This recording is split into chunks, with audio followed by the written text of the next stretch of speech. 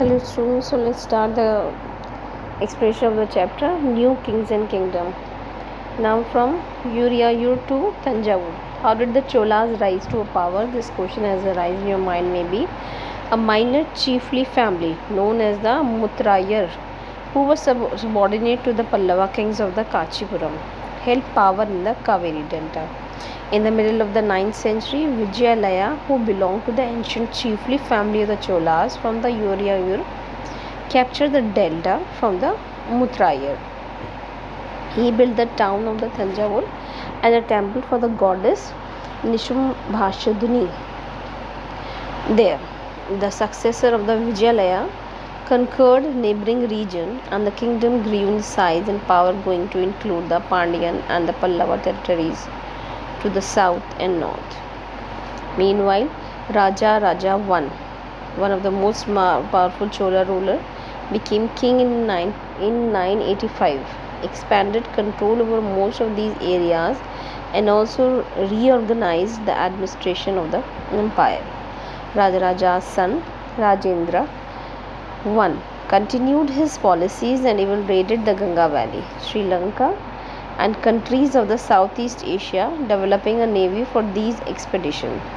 Splendid temples and bronze sculpture.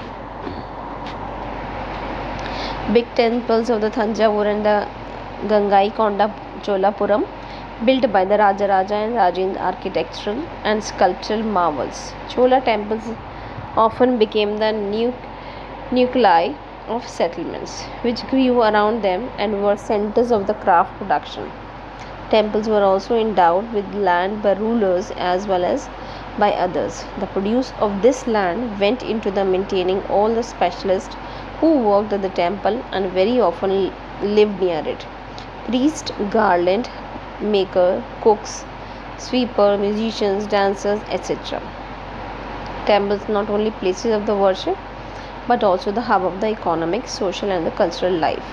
Amongst the craft associated with temples, the making of the bronze image was the most distinctive. Chola bronze images are considered among the finest in the world. While most images were of deities, sometimes images were made of the devotees as well.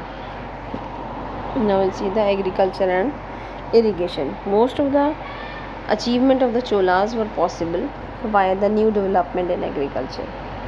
River Kaveri branched off into several small channels before emptying into the Bay of Bengal. These channels overflow frequently, depositing fertile soil on their banks.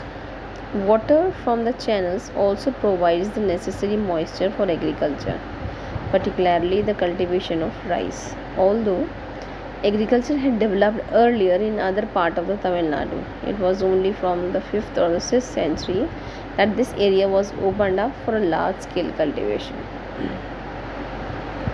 Forests had to be cleared in some regions while the land had to be leveled in other areas. In the delta region, embankments had to be built to prevent flooding and canals had to be constructed to carry water to the fields. In many areas, 2 crops were grown in a year. In many cases, it was necessary to water crops artificially. A variety of the methods were used for irrigation. In some areas, wells were dug. In other places, huge tanks were constructed to collect the rainwater. Remember that the irrigation works require planning, organizing labor and resources, maintaining these works and deciding on how the waters to be shared. Most of the new rulers as well as the people living in the villages took an active interest in these activities. That's it for now, students. So in my next class I'll start with the heading Administration of the Empire.